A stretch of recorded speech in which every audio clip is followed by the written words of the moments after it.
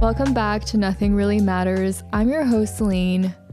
Welcome to the first episode that is going to be available on video and audio. So if you are on Spotify or Apple Podcasts, the announcement is that I finally bit the bullet and I'm recording this as well. So you can now watch this on YouTube.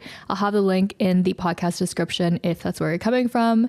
And if you're on YouTube, hi, hello, love that you're here. And today we're going to talk about a little topic I've really wanted to cover since, if you didn't know, my birthday just passed. So my birthday was on March 26th and I just turned the ripe age of 27, which is honestly kind of wild to think about. There's a few things through my mid-20s that I've realized and some lessons I've learned, some things that I've made peace with, and we're going to just go through some of those things today.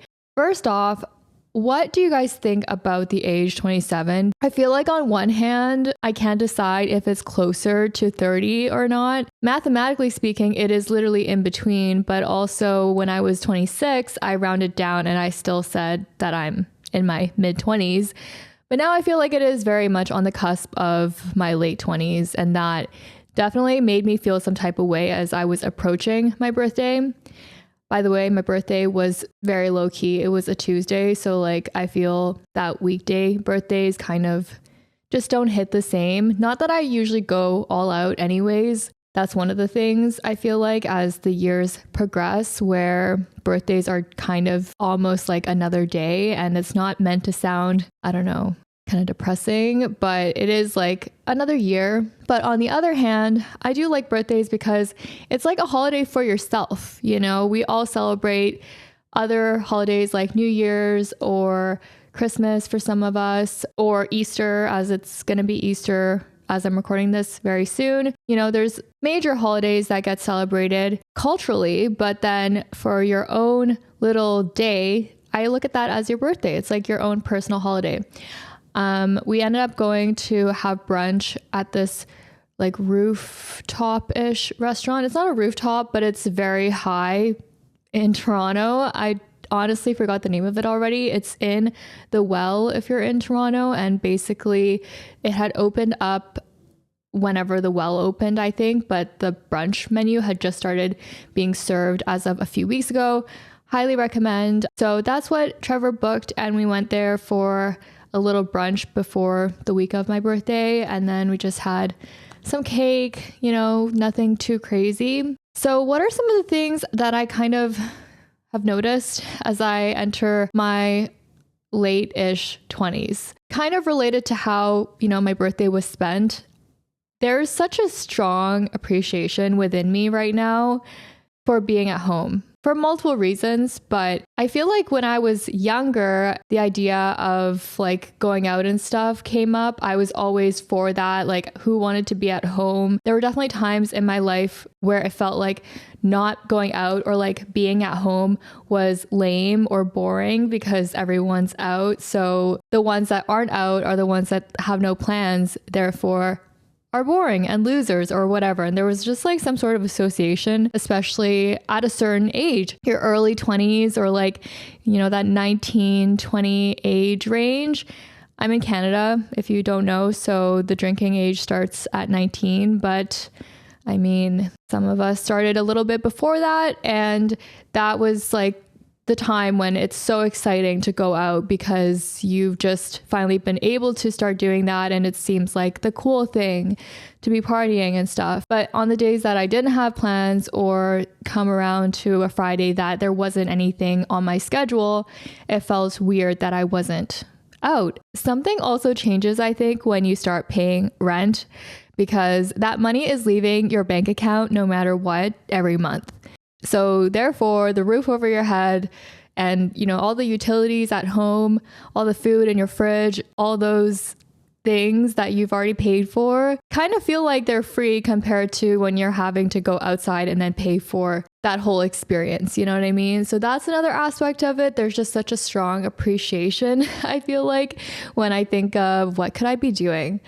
I could go out and find things to do and spend money, or maybe being at home isn't so bad after all. When it comes to going out and stuff, personally, I have this association with going out and stuff to being in my younger years, I guess, but that's not the case for everyone. I know people that are my age or older that still enjoy going out and drinking, and it's just a different lifestyle. From my personal experience, I will say there is a shift in how my body reacts to the times that I do still try to go out and live the way that I might have used to live before. Something biologically changes when you hit 25, and this is not scientifically proven, but if there is any research that backs this up, I would love to take a look, because I've talked to multiple people about this, and multiple people that are around my age, if not like a little bit older,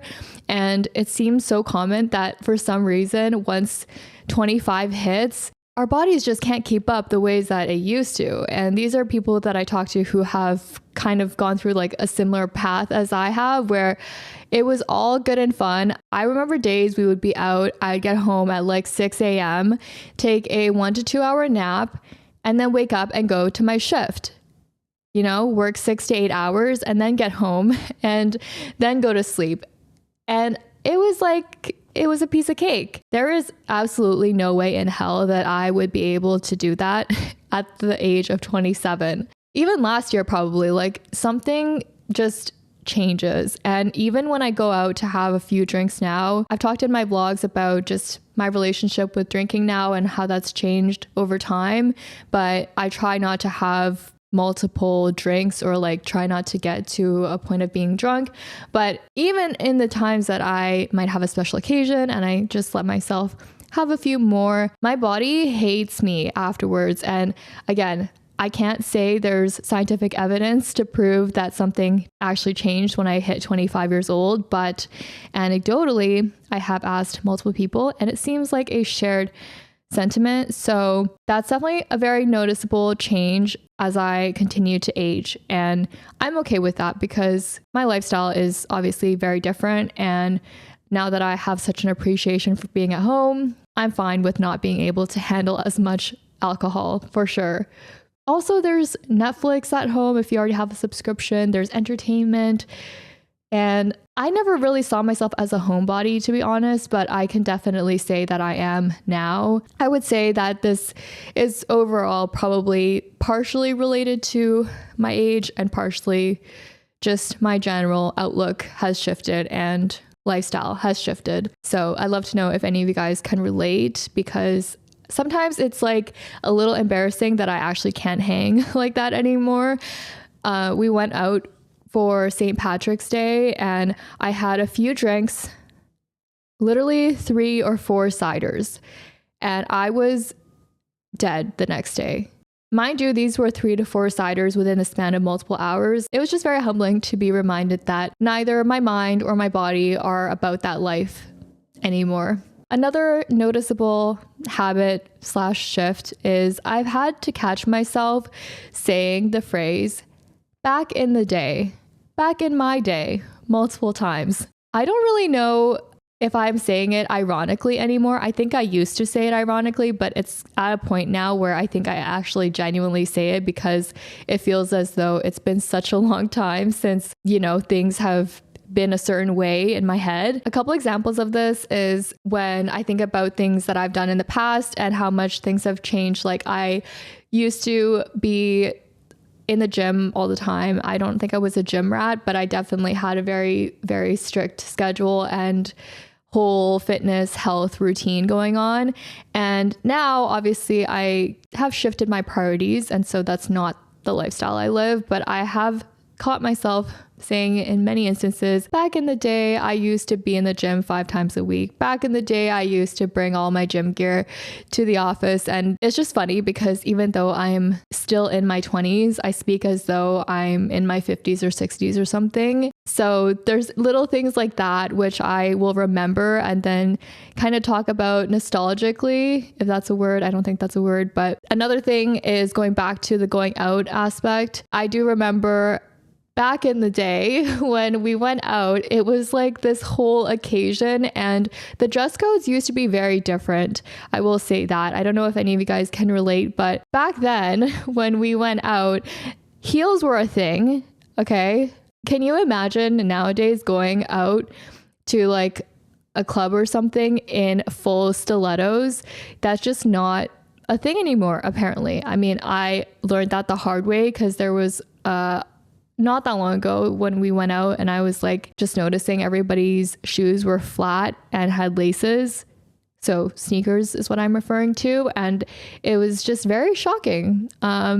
So that took me a second to process, but I definitely felt like a bit of a grandma in those instances, or just being reminiscent of how things used to be, like when it comes to tipping, for example. Like back in the day, used to be a starting tip was 10%, 10 to 12% was pretty average, and just talking to people about how much it has changed. Because again, even though I'm in my 20s still, it's as though we are talking about a whole different era.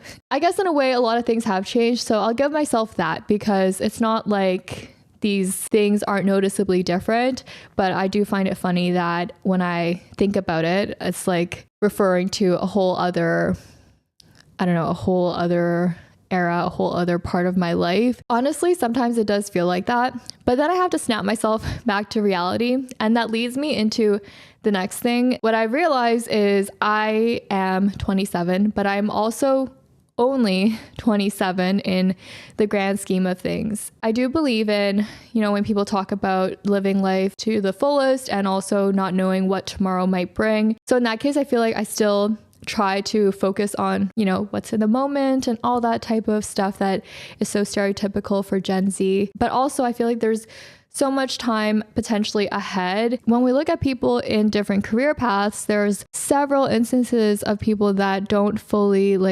find whatever direction they want to go in until their mid to late 20s, or some people might even decide they want to choose a different path. I'm a firm believer it's never too late to start. I love to hear people that share their journeys, for instance, with YouTube or other passion projects, and just hearing the motivation that they have to do something, and regardless of at what stage in their lives it is that they're doing this, because it's your life, it's my life, and we can choose to start or try things whenever we want to, regardless of whatever age that is. So it can be a little weird to feel sometimes, as I look back at all the years that have passed already, that, oh wow, I feel like I'm getting so old, but then also think about how much life there is left still to live, and that I can literally do whatever I want to if I really put my mind to it. And in that perspective, it does make me excited. When I look back at the past 27 years, I can't say 100% that I feel like I've achieved every single thing that I've wanted to. I don't think most people can say that. But one of the things that I had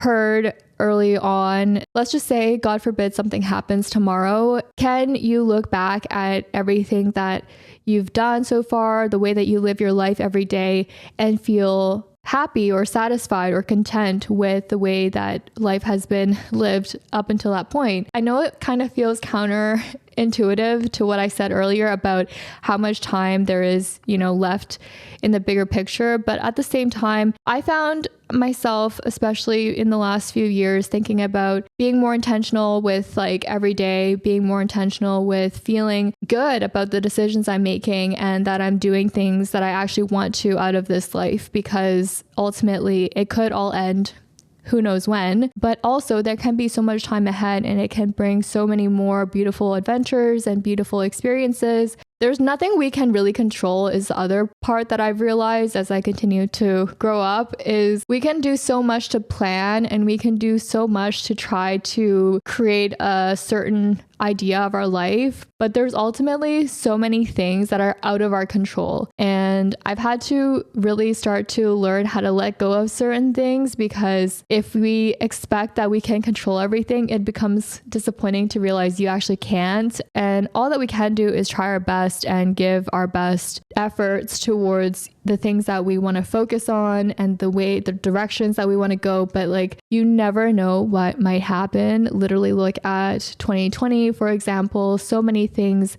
that nobody could have imagined. And that was, I think, one of the things that had made people start to reevaluate how are we living our lives every day? Because if everything gets taken away from us, are we going to look back and think that there's so many things we wish we did? So that's a big thing. And that's been something that I think has guided me through some more decisions I've made through my mid-20s. Sometimes the decisions and choices we make are uncomfortable, but most of the times the decisions aren't easy to make for a reason. I mean, I decided to quit my job without another job lined up, and I went a few months without a job. That was honestly, now looking back at it, one of the scariest things that I did. And I recognize I was in a place of privilege to be able to do that. But 20-year-old or 22-year-old me would never have in a million years thought I would do that, because early in my 20s, I was very set on trying to make plans and have an ideal version of what my life was going to look like by the time I'm 25. And I feel like this is quite common from things I've heard other people say, because when I look back at the way that I perceived the age of 25 before, or even the age of 27, it felt like such a significant number. It felt like at that point, my life was supposed to look a certain way. And I was supposed to have hit certain milestones. And that leads me into this next part of what I've realized as I've entered this late mid-20s, I don't even know what to call it, portion of my life, is just how much pressure we get because of the age that we're at and this number. I've talked about this in other podcast episodes before, but this idea of comparison and also pressure based on society, based on some cultural norms, or, basically what we believe to be norms, because that's what we've been conditioned to believe is the only way or the right way to do things. And I remember back at this certain time frame when I was just finished college and I started my first job. So I felt like I was really being a big girl, like I was out living my adult life for the first time. And at that point, it felt like there had to be certain steps I needed to take, and I had to follow an exact path, and things had to be completed in this order in order for me to be successful, whatever success meant at that point. To be honest, I don't even know what successfully means to me now as a 27-year-old, but at that point, I really felt like I had an idea of what I wanted and how much money I was supposed to make, what type of house and what type of car I was supposed to have. And the reality is, back to what I said about not being able to plan things, is things can happen, things can change, and also we continue to change as we grow. So there really wasn't going to be a reality, I think, for me to just become like this autopilot version of myself and just only follow exactly what was on my plan. I wouldn't trade anything that I've experienced or any of the decisions I've made in the past few years for what I thought I needed to be doing, or for the idealized version of my life that I thought I wanted. Because that's honestly what makes things so exciting and special during this time. We are literally getting to experience life and learn new things that nothing can prepare you for, really, as much as you might want to plan for things. And I've made peace with that, but it did take a little while, because sometimes we look back and it can feel as if we didn't hit a goal, and we fell short of that goal. So that might be a sense of, I don't want to say failure, but like a sense of feeling like we're behind, or feeling like it was supposed to be a certain way instead. The biggest change for me has been just like letting go of that, because there's nothing that we can do. And sometimes we don't even want those things anymore that we thought we did. If they genuinely are things that you want, or that I want in my life, then I feel like I will make a way for it to happen, and I'll figure out what I need to do. If I genuinely feel like this salary is so important to me, that's the salary that I thought I needed to have when I was 22 years old, I will find a way to make it happen. But if it's not actually important to me anymore, then that's okay. And I think there's some sort of of wave of people talking about starting over as they're in later chapters or parts of their lives. Or if someone's decided that they're going to move to a new city or something, then that might be perceived as starting over. And I think there's something about saying that we're starting over that gives us permission to start fresh and start on a blank slate, which is so refreshing, especially if we might have, gone to a certain point with how things were going previously, that we're excited to be able to say we're starting fresh. But also there's nothing wrong with starting over either, if that's something that we just feel like it's time to try something different and try something new. And there's nothing wrong with deciding that this might be time to do something else. And, maybe there's an itch that we want to scratch of traveling or living somewhere different, or trying to learn a new skill and create a business for ourselves, or whatever that might be. Going back to what I was talking about with how much time there is left and how we want to fill our days and be intentional, this is the time to go and do that, is what I've come to realize. So I feel like a whole different person from when I would have made those goals or plans for what I envisioned my life to look like when I would be 25 or 26. I don't think I had made plans for what I wanted my life to look like at 27, which is kind of interesting. I think I had plans for like 25, 28, and 30. And needless to say, all those plans are out the window. But again, wouldn't change it for the world. And this is definitely a really big learning as I am entering this stage. There was a time when I think I was feeling this, unfulfillment when it came to how my everyday looked, and I was burnt out. I was not very happy, to be honest. And it was, I think, a lot to do with me holding on to what I thought I was supposed to be achieving, how my life was supposed to look, everything that I thought I had to keep working towards. And at a certain point, I do wish this for anybody, if you can really give yourself permission to figure out what it is that you want out of your mid-20s, your late 20s, your 30s even, and figure out how to make time for things that matter to you. And also give yourself permission to reevaluate any of the plans you've made before. I feel like that is a process that is so freeing. I don't go out as much as I used to anymore, and I definitely do not wear heels to the club anymore. And a lot of things I had to just let go of as pieces of me before. And no, I don't have kids and a house by the age of 25. And again, that is okay. And I feel like this is such an interesting stage of life. I talked a lot about the fact that I'm 27 and in my 20s, but I feel like this could be applied for people that might be even older or a little younger, because I feel like it's more so about the stage of life that is kind of what set all of these things in motion for me, except for the biological aspect of not being able to drink. I think that is simply because I am getting old. But on the last note, that I will say, things that I've noticed and things that have shifted since I've gotten older is my appreciation for sleep. If you guys don't know, I'm a morning person now, and I used to be such a night owl.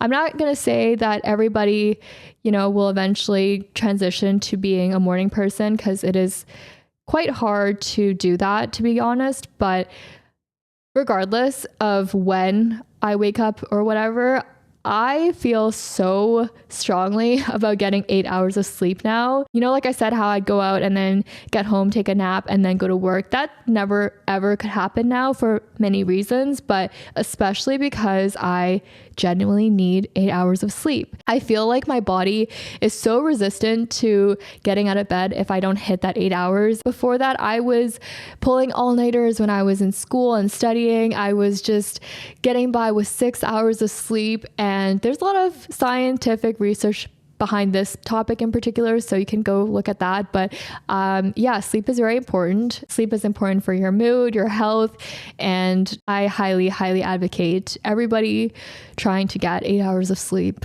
at least 7. But yeah, I am definitely in the 8 hours camp. But thank you guys so much for listening to this episode. Let me know if you've gone through some of these things, or any other things in particular you've noticed as you've entered your late 20s or exited your mid 20s, or maybe you're about to approach your mid 20s and all of this just scared you. I hope it didn't, but I'd love to hear your thoughts. And thank you guys so much for all the birthday wishes. It means a lot. I appreciate all of you guys for being here. And with that, make sure to follow this podcast if you haven't already yet. And I'll catch you guys in the next episode.